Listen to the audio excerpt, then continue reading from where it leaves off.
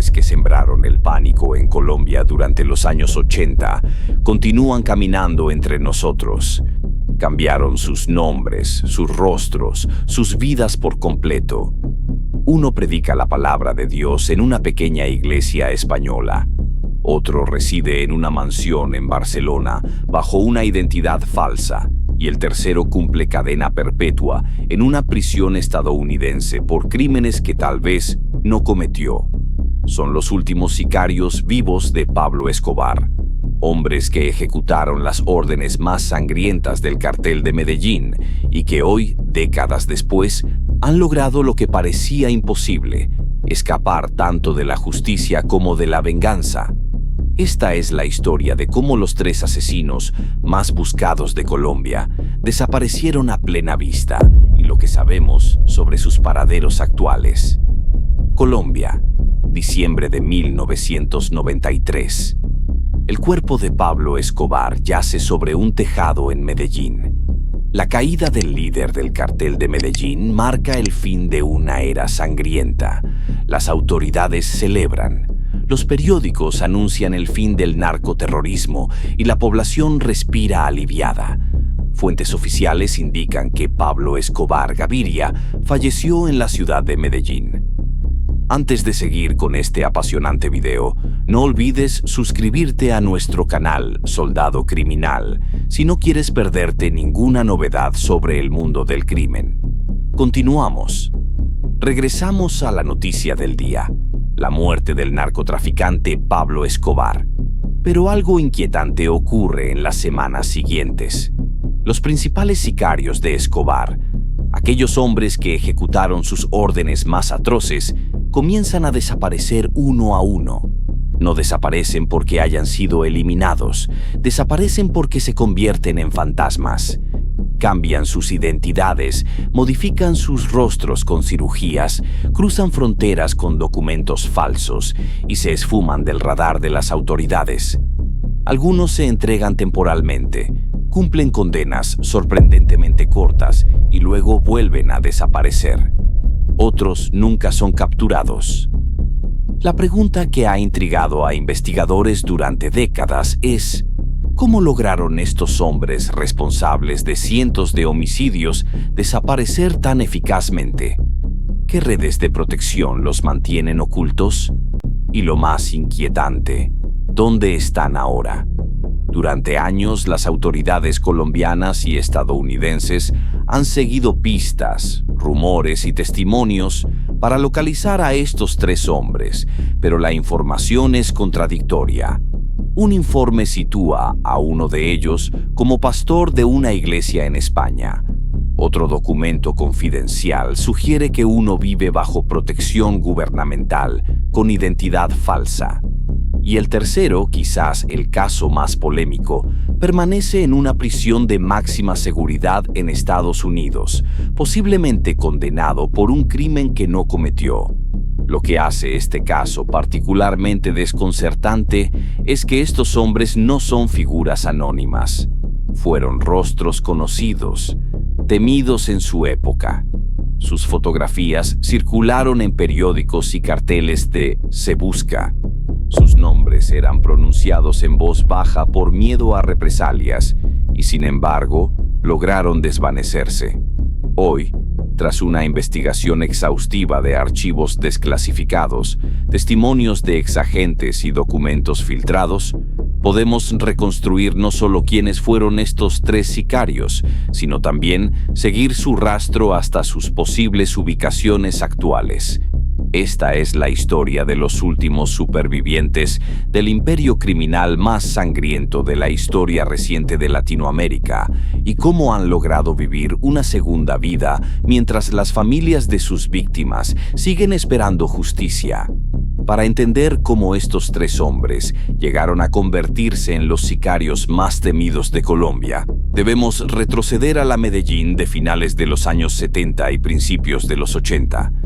Una ciudad en transformación donde la pobreza extrema de las comunas contrastaba con la creciente riqueza de una nueva clase social: los narcotraficantes. Pablo Escobar no construyó su imperio criminal solo. Necesitaba un ejército leal, hombres dispuestos a ejecutar sus órdenes sin cuestionarlas. Y los encontró principalmente en las comunas nororientales de Medellín, barrios marginales donde jóvenes sin oportunidades vieron en el crimen organizado una vía de escape a la miseria. El reclutamiento seguía un patrón. Primero pequeños encargos, luego tareas más complejas y finalmente la prueba definitiva que los convertiría en sicarios de confianza. Muchos comenzaban siendo simplemente mensajeros o vigilantes, pero aquellos que demostraban sangre fría y lealtad ascendían rápidamente en la estructura criminal. La organización de Escobar funcionaba con células semi-independientes. Cada grupo de sicarios tenía un líder que respondía directamente a Escobar o a sus lugartenientes más cercanos como Gustavo Gaviria o John Shiro Arias Pinina. Esta estructura compartimentada tenía un propósito. Si una célula caía, el resto de la organización podía seguir funcionando. Los 3 hombres que rastrearemos en esta investigación no eran sicarios comunes. Cada uno ocupaba una posición estratégica dentro del cartel. Luis Carlos Aguilar Gallego, alias El Mugre, era el conductor personal de Escobar, siempre a su lado, testigo de conversaciones y decisiones que pocos conocieron. Carlos Mario Alzate Urquijo, alias Elete, era familiar directo del capo, experto en explosivos y responsable de algunos de los atentados más devastadores. Y Dandeni Muñoz Mosquera, alias Lacua, era un joven sicario que acabaría pagando por crímenes que posiblemente no cometió. Entre 1984 y 1993, el cartel de Medellín desató una guerra sin precedentes contra el Estado colombiano. Más de 500 policías fueron eliminados en Medellín. 4 candidatos presidenciales cayeron víctimas de atentados y cientos de civiles perdieron la vida en ataques con explosivos. Detrás de muchas de estas acciones estaban nuestros 3 protagonistas, ejecutando órdenes, planificando operativos o apretando el gatillo. Cuando Escobar fue abatido en diciembre de 1993, la estructura del cartel se desmoronó. Muchos sicarios fueron eliminados en venganzas o enfrentamientos con las autoridades. Otros fueron capturados y cumplen largas condenas.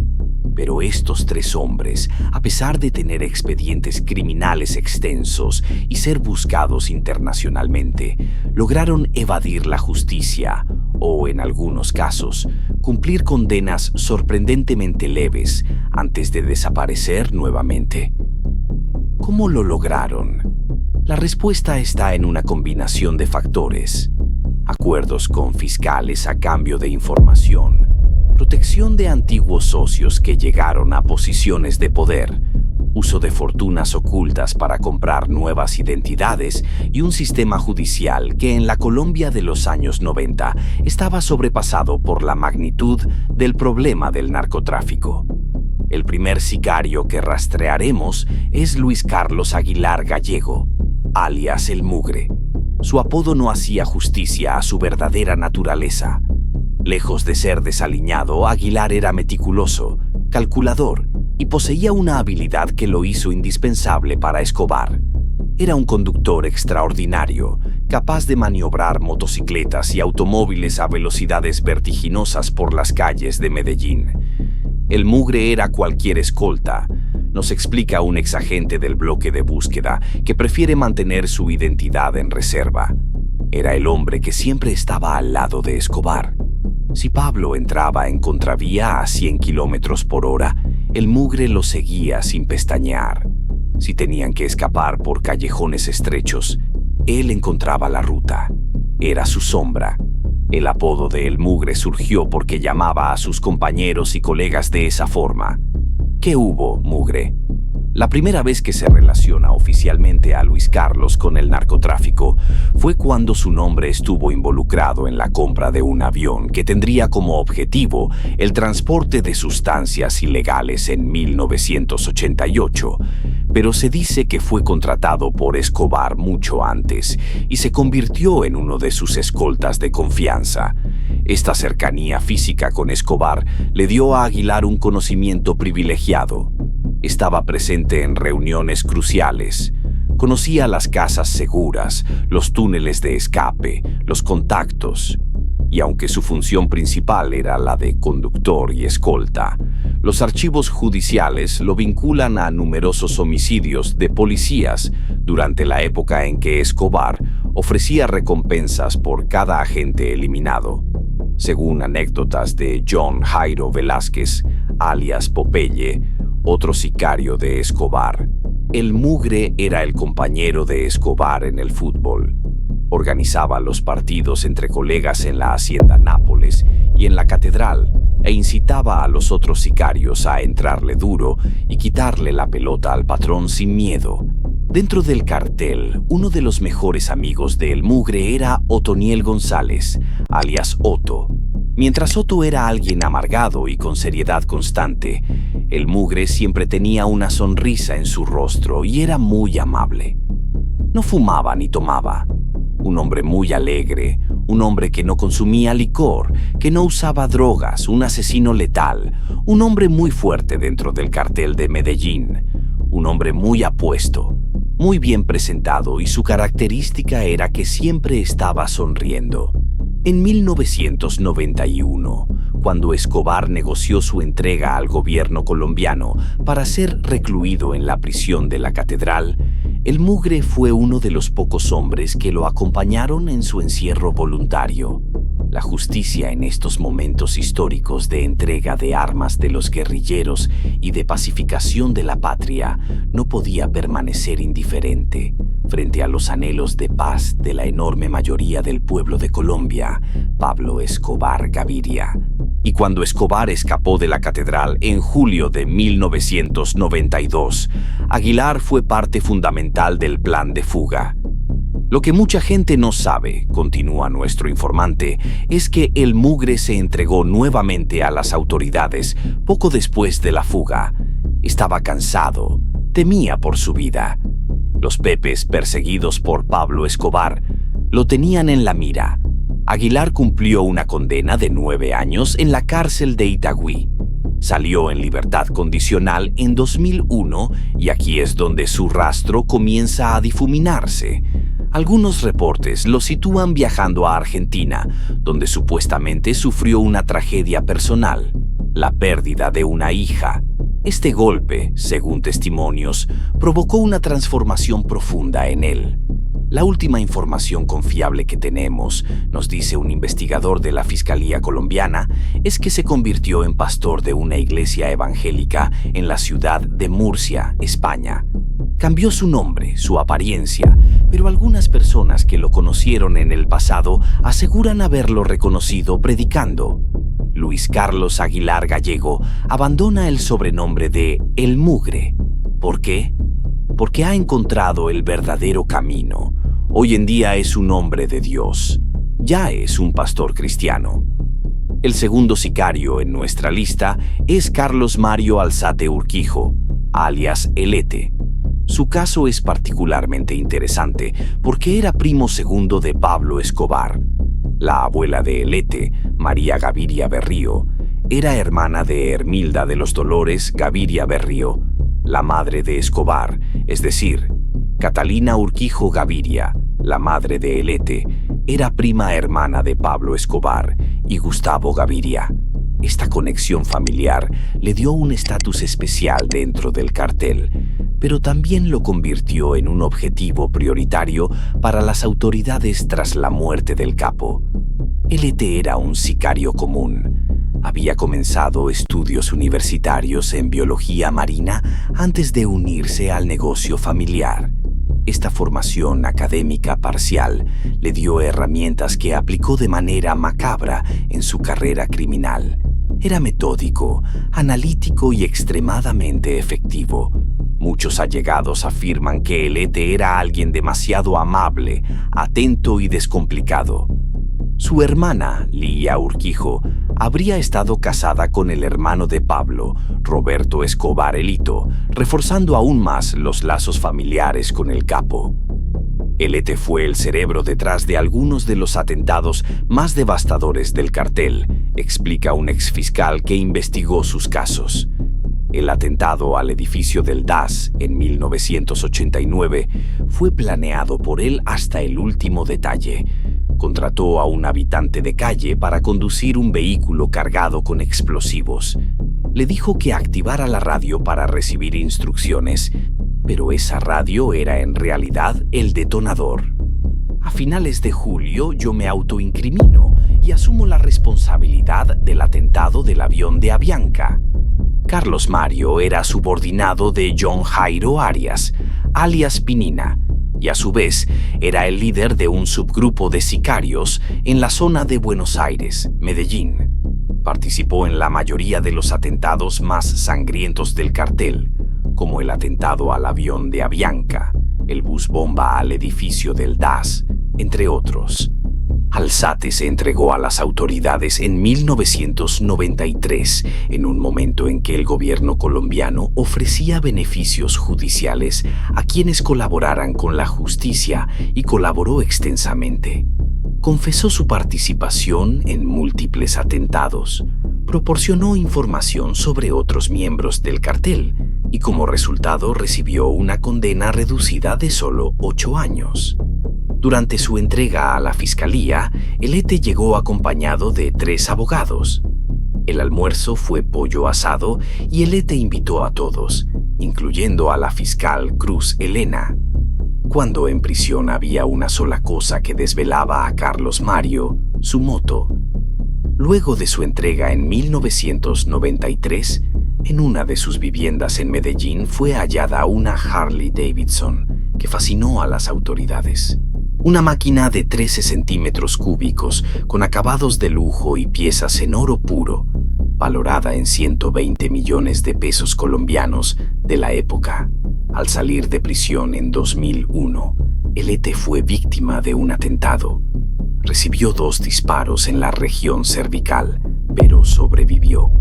Este ataque convenció a las autoridades colombianas de que necesitaba protección y, según informes confidenciales, le proporcionaron una nueva identidad y lo ayudaron a establecerse en el extranjero. Si te está gustando el vídeo, haz clic en suscribirse, que es gratis y no tienes excusa. El tercer sicario que rastreamos es Dandeny Muñoz Mosquera, alias La Quica. Su caso es quizás el más controvertido de los 3, porque existe un debate sobre su verdadera participación en los crímenes por los que fue condenado. Muñoz Mosquera provenía de una familia numerosa de la comuna nororiental de Medellín. Era uno de los 15 hermanos que conformaban su familia. Entre ellos se encontraba también otro sicario cercano a Escobar, Brances Muñoz, alias Tyson, y se dice que otros 2 desempeñaban actividades delictivas. Igualmente, la familia Muñoz Mosquera vivía en la comuna nororiental, de donde salían la mayoría de jóvenes reclutados por los carteles. Irónicamente, la familia Muñoz Mosquera hacía parte de una iglesia cristiana donde su padre era pastor al mismo tiempo que era policía y su madre, una predicadora y trabajadora social de una cárcel. Esta dualidad entre la vida religiosa familiar y la actividad criminal de algunos de sus miembros refleja las contradicciones y complejidades de la sociedad colombiana durante la época del narcoterrorismo. Se dice que Dandeny era uno de los encargados de acabar con personas indeseadas al interior del cartel. Fue otro supuesto partícipe del atentado al avión de Avianca y, al igual que casi todos en la lista, acabó con la vida de decenas de policías. Sin embargo, todos estos son supuestos, ya que actualmente Dandeny se declara completamente inocente. Afirma que nunca trabajó para Escobar y que fue acusado por testigos falsos. Yo ni siquiera sabía, le digo sinceramente. El día que yo me di cuenta de que habían puesto una bomba en un avión, Fue el día que me dijeron que me están acusando de eso. Yo ni sabía que habían puesto una bomba en un avión. Lo que hace único el caso de la Kika es que fue capturado en Estados Unidos en 1991, cuando intentaba establecerse allí con documentos falsos.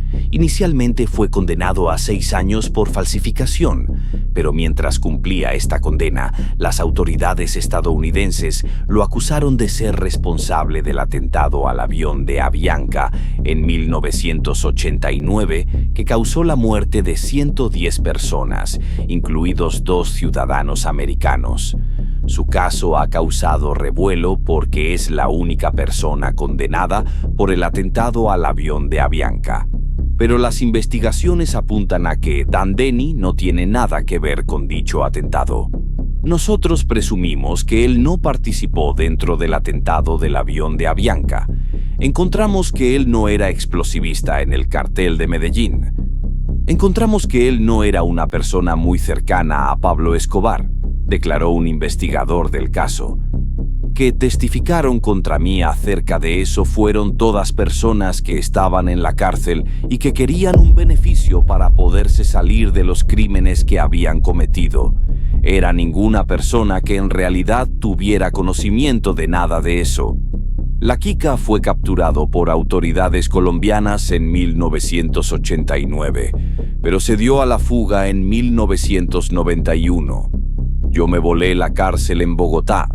Mi hermano me ayudó a volarme de la cárcel y mi hermano me dijo, váyase para Estados Unidos que lo van a matar aquí. Mi hermano me ayudó y sacó papeles falsos y me mandó para acá, confesó Dandeni en una entrevista desde la prisión. El entonces fiscal general de la Nación, Gustavo de Grave, le envió una carta al juez americano, asegurando que la justicia colombiana no tenía ninguna prueba de que Muñoz Mosquera hubiera tenido algo que ver con el atentado. Luego de enviar dicha carta, salió un testigo en la corte estadounidense a informar que el fiscal colombiano había sido sobornado, algo que fue ampliamente desmentido posteriormente. Hasta hace poco no había esperanza para Dandeni, hasta que algunos abogados surgieron entusiasmados por ayudar a la familia Muñoz, luego de que el sobrino de Escobar también afirmara que Dandeni no tuvo nada que ver con el atentado y que el verdadero responsable vivo sería Roberto Escobar Gaviria. El Osito. El rango de testimonios y posibles pruebas a favor de Dandeni ha aumentado y tomado fuerza.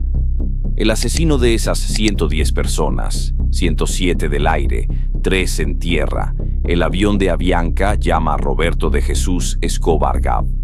Tras meses de investigación, viajes a 3 países y decenas de entrevistas con fuentes confidenciales, hemos logrado reconstruir los paraderos actuales de los 3 últimos sicarios vivos de Pablo Escobar. Tras meses de exhaustiva investigación, hemos logrado reconstruir los destinos de 3 hombres cuyas historias no solo desafían las versiones oficiales, sino que también revelan una compleja red de protección que ha estado operando en las sombras durante décadas. Estas narrativas, cargadas de intriga y misterio, nos llevan a explorar la vida de individuos que, en su momento, fueron figuras clave en el oscuro mundo del narcotráfico, pero que han tomado caminos inesperados en su búsqueda de redención y seguridad. El Mugre, de sicario a predicador, Luis Carlos Aguilar Gallego, conocido en el pasado como El Mugre, ha dado un giro radical en su vida al adoptar la vida religiosa. Sin embargo, su paradero exacto sigue siendo un enigma. Las fuentes que hemos consultado ofrecen versiones divergentes sobre su ubicación actual. Algunos testimonios lo sitúan en Murcia, España, donde se ha convertido en pastor evangélico de una modesta iglesia. En este nuevo rol ha dejado atrás su antiguo nombre y su oscuro pasado. Testigos que han tenido la oportunidad de escucharlo predicar describen a un hombre barbado y sereno, cuyas palabras sobre la redención y el perdón atraen a pequeños grupos de fieles en busca de consuelo espiritual. Por otro lado, hay quienes afirman que Aguilar se encuentra en Argentina. Según el testimonio de Popeye, un excompañero del narcotráfico, tras la trágica muerte de su hija, Aguilar habría encontrado consuelo en la fe católica. El dolor lo transformó en un hombre de Dios, asegura Popeye, reflejando la profunda transformación que ha experimentado. Curiosamente, a diferencia de otros que han optado por cirugías radicales para ocultar su identidad, Aguilar ha seguido una estrategia más sutil: integrarse en comunidades donde su pasado como temido escolta de Pablo Escobar no sea conocido, permitiéndole vivir en paz como un pastor pacífico. El Arete, protegido en Barcelona, Carlos Mario Alzate Urquijo, conocido como El Arete, es otro de los personajes que ha logrado sobrevivir a la violencia que lo rodeaba. Tras el atentado que sufrió en 2001, se vio obligado a ingresar a un programa clandestino de protección. Documentos filtrados han revelado que actualmente reside en una exclusiva zona de Barcelona, bajo una nueva identidad proporcionada por agencias tanto colombianas como españolas. Esta nueva vida ha requerido una transformación física significativa. Múltiples cirugías han reconstruido su rostro y cuello, que resultaron gravemente dañados por los disparos que recibió. Un exagente de seguridad que ha estado en contacto con Alzate confirma que vive con una familia que desconoce su oscuro pasado, lo que le permite llevar una vida relativamente normal. Sin embargo, se rumorea que el ataque en su contra fue ordenado por Carlos Castaño, un temido líder paramilitar que temía ser delatado por su participación en el atentado de Avianca. La vida de Alzate es un recordatorio de las complejas redes de lealtades y traiciones que caracterizan el mundo del narcotráfico y la violencia en Colombia. La Quica, inocente tras las rejas. El caso de Dandeny Muñoz Mosquera, apodado La Quica, es quizás el más polémico de todos. La evidencia reciente sugiere que su condena en Estados Unidos por el atentado de Avianca se basó en falsos testimonios de presos que buscaban beneficios a cambio de sus declaraciones. Documentos judiciales colombianos desclasificados no lo vinculan al ataque, lo que ha llevado a un exfiscal a admitir: fue un chivo expiatorio perfecto. Desde su celda, Dandeny ha mantenido su inocencia, cuestionando cómo es posible que haya sido condenado en Estados Unidos sin pruebas concretas. En Colombia, donde ocurrió el crimen, jamás me acusaron. ¿Cómo es posible que me condene sin pruebas? Zrenia se pregunta, reflejando la frustración de muchos que creen en su inocencia.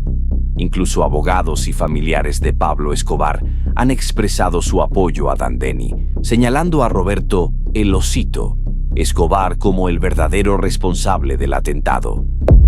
Este caso pone de relieve las fallas en el sistema judicial y la facilidad con la que se puede manipular la verdad en un contexto tan cargado de violencia y corrupción. En resumen, las historias de El Mugre, El Arete y La Quica no solo son relatos de transformación y supervivencia, sino también un reflejo de las complejidades del pasado violento de Colombia y las luchas por la verdad y la justicia en un mundo donde las sombras a menudo ocultan más de lo que revelan.